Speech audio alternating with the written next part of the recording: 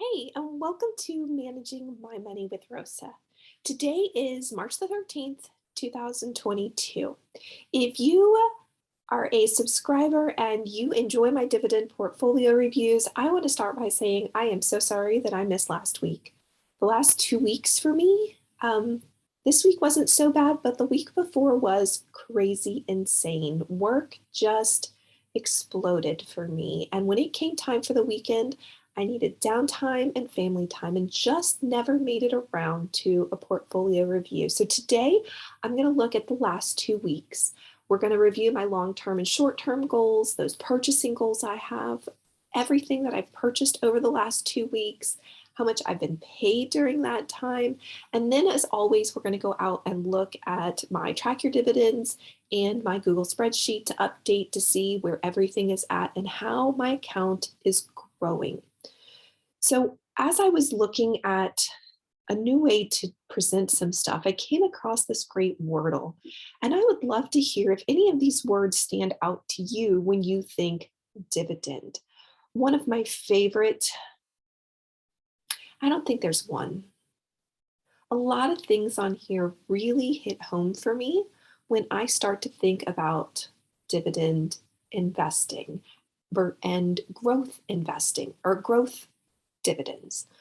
I'm not really doing much growth dividend investing. Instead, what I'm doing right now is just trying to earn dividends to grow a portfolio. So everyone looks at dividends slightly different, and just some of these words really stood out to me. I would love to hear any that stand out to you. So if you are new here, please take a sec, hit that subscribe button down below, hit that bell for notifications if you'd like to know when my next video posts. If you are only interested in my dividend reviews, they typically go up every Sunday. My channel is about my financial budgeting journey. I think I said that pretty well. I look at my weekly budgets, my monthly budgets, my debt. I have savings challenges. I have cash funds and sinking funds. I look at my dividends. I'm going to slowly work into adding some more stuff on dividends, but right now work's a little much. And this is a side gig for me right now. So just trying to balance everything out. But if you'd like to hit that subscribe button and just come back on Sundays for my dividend portfolio review, I'd greatly appreciate that. I would love if everybody would take just a second to hit that thumbs up button. I'm going to be quiet so you can do that. And last, I would love to know why you invest, whether it's stocks, bonds, whether it's ETFs, whether it's savings account, regardless, why do you invest? Or do you not invest? Are you just doing things for short term? I'd love to hear that too. So I truly believe in goal setting. I think goal setting is really important. For me, it's what keeps me going. I have long-term goals, short-term goals, and if you've been around, you're going to hear them again. If you're new here, my husband says that if you want them to come true, you really need to speak them out. So that's what I try to do every one of my videos. It helps me also keep track of why is it that I'm doing this? So the first is I would love to have a $100,000 dividend portfolio value. Now, I don't know about your financial situation. My financial situation is not allowing me to do that anytime soon. And actually, I currently only have roughly $3,000 in my portfolio or in my dividend portfolio. 100,000 for me is truly long-term, far-fetched. Don't know how long it's going to take to get there, but I can't wait until I finally do. I would love to earn $80,000 a year. Again, I'm nowhere near that. Currently, my portfolio is only bringing in about $228 a year. That will continue to grow as I continue to invest more and more. For all of you naysayers who are like, Rosa, you're never going to reach $80,000 a year. Do you know what kind of portfolio you have to have? Actually, I do. I know that I need a $1.5 million portfolio value. And as long as I'm earning 4%, guys, I'm going to make that 80,000 a year. So I'm okay. I know this is long term. I did not say this year, long term. We're talking 10 years plus, and I am okay with that. I want to have a house daddy. You want to talk about a reason to invest? I invest because I want to have a house daddy. My husband hates to go to work. Today is spring forward. Time changed for us here. And when my husband got up, it was supposed to be 7:30 and instead it was 8:30. And he looks at the clock and he goes, how did it get to 8:30 already, Rosa? And I just started laughing because he had to go to work today at 12 o'clock. So just so funny to listen to him. He hates work. I don't mind work. I also currently make more than my husband does, and that's okay too. So his income is going to be easier to replace before mine is going to be able to be replaced. So why not turn him into what he would like? And I would love for each of my positions to drip one full share. DRIP stands for Dividend Reinvestment Plan, where my brokerage automatically reinvests all of my dividends right back into the same stock that paid me that dividend. Now, currently, I have 2 of my positions that do. I have 24 dividend stocks or dividend positions, and out of them, one gives me more than one full share. And then the other one, it's really close, so I just go ahead and call it one full share. My short-term goals, I want to have a $5,000 dividend portfolio value by December of this year. I'm going to be real, guys. I don't think that one's going to happen because I don't know how I'm going to squeeze out another $2,000 out of my budget to be able to bring that up. But I'd like to keep it here anyways. I would love to earn $20 a month by May. I am so stinking close, guys. Every week, I recalculate how much I am getting in average out how much I should be getting. This is 2 weeks ago. I was going to be averaging 1924. Cannot wait to see what I'm averaging now with purchases and reinvestments and drips that have gone in. I have a goal to grow each of my positions bi-monthly by $5. So far, I'm doing so good at that. The end of February, I had done it successfully. So now moving into March and April, it's just making sure that I don't lose the momentum for my investing challenge that I've started. And I would like to receive a dividend check every week. I, somehow or another, have done this and met this goal every week since November of 2021. So cannot wait. I want to keep it on here because it's something that I want to continue to review and look for every month. So future purchase goals, I'm going to change things up a little bit. I'm going to invest or buy 3 more shares of PSEC, 3 shares of OHI, and 2 shares of NRZ. Those 3 purchases will bring each of those positions up to 6 shares, roughly 6 shares. So trying to grow those 3, and really I want the dividend that comes off of them. Then my OXSQ position, I'm currently trying to get OXSQ up to 150 shares. I currently have 105. This another 25 would give me 130. And I've decided instead of that 150 goal, I'm going to go ahead and stop at 130 and go from there, and then start building another position. The 130 shares should drip 1 full share, depending on what the price is, should drip 1 full share of OXSQ. So I'm going to do that and then walk away, and it'll just start to get its $5 every month. And the new position that I intend on intentionally growing is ARCC, Aries Capital. I have a couple shares of Aries Capital right now. Their growth dividends, everything about Aries is just screaming at me, hey, Rosa, get us up to drip 1 full share. So I've decided that once those top 4 things have happened, that Aries Capital is who I'm really going to start to dive into and get to that 75 goal. So speaking of that, it takes me to investing and how everybody has their own risk level. Some of you have dropped suggestions in the comments. Some of you have asked for suggestions on what I'm doing. Guys, we're all different and we all need to make sure that we are within our risk comfort level. I own Jeppy. Jeppy freaks me out, guys. I have like 1, maybe 2 shares of Jeppy. It truly freaks me out. It's a stock that I don't know that I'm going to ever really buy much more than my $5 a month in. I've got AT&T. AT&T just worries me.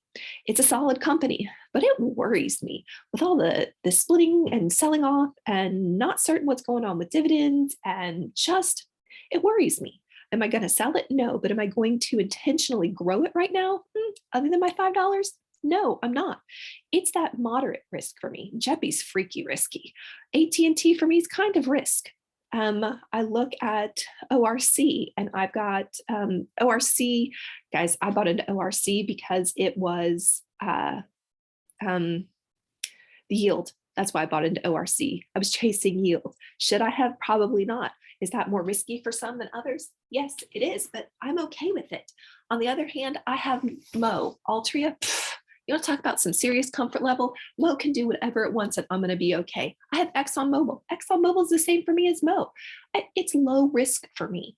So you have to decide what works for you, because what works for me isn't your comfort level. So please keep that in mind as we go through this.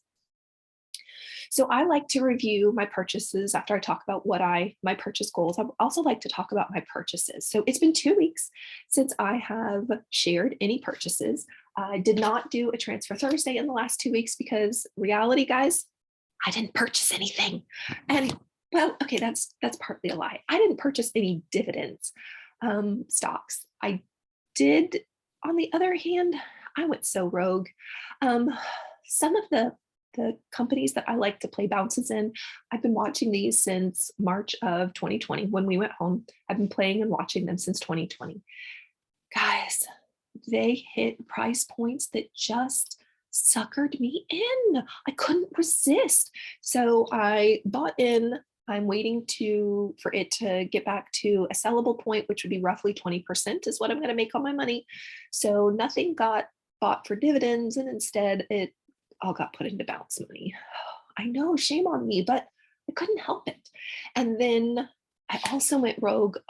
So I bought into an IPO last month, a company that I have actually been buying things from since 2016, finally went public and is now on the stock market.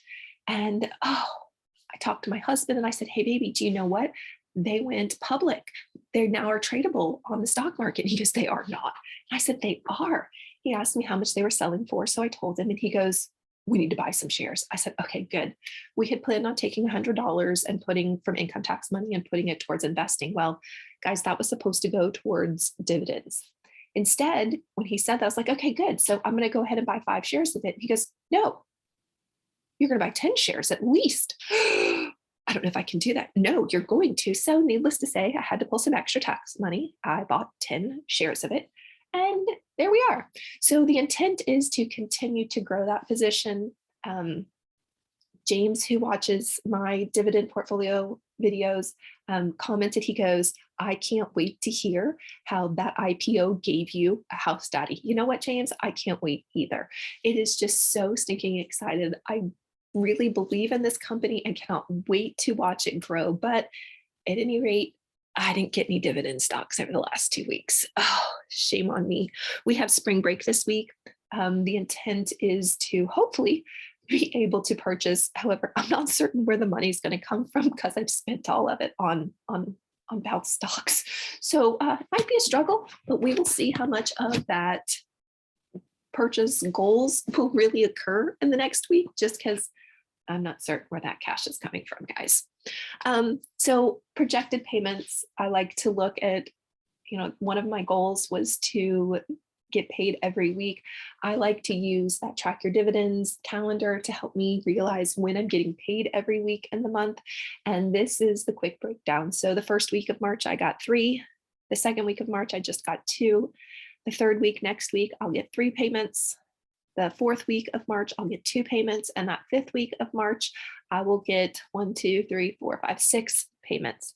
So love how track your dividends helps me see what I'm getting paid. It definitely keeps me on track. Maine, for those of you that see Maine is on here twice, yes, guys, it really is on here twice.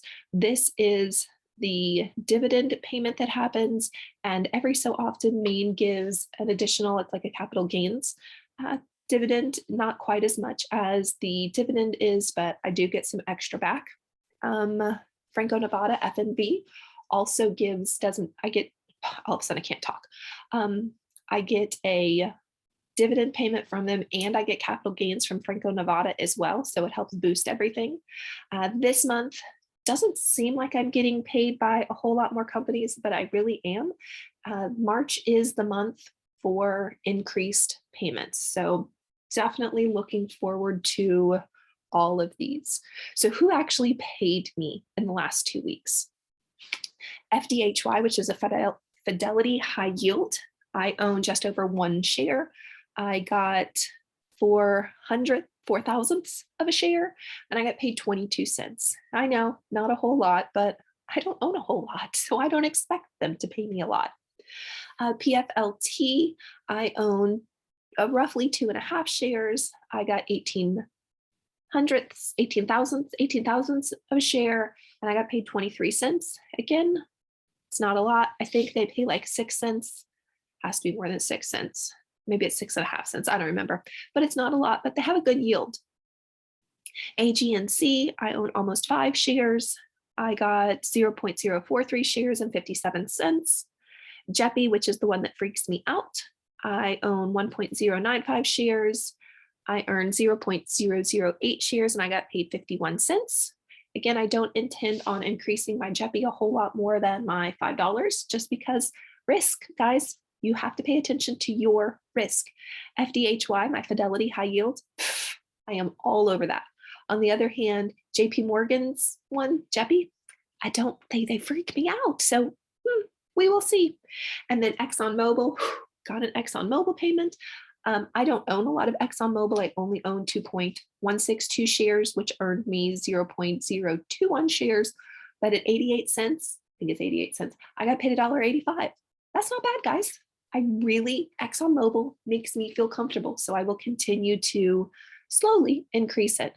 Not to mention, I am loving the gains in it. However, I'm not loving the gains at the gas pump. So I'm kind of not happy with ExxonMobil, but at the same time, when we talk about risk, I don't feel like I have much in them.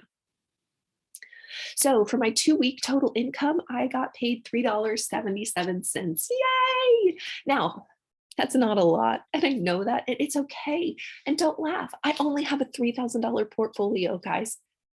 $3.77 is okay. I try to find the positives on that. I could go to Dairy Queen and get an ice cream cone. I could go to the Dollar Tree and pick up a couple of things. I might be able to buy a bag of Easter candy, just depending on what it is I go, because Easter's coming up.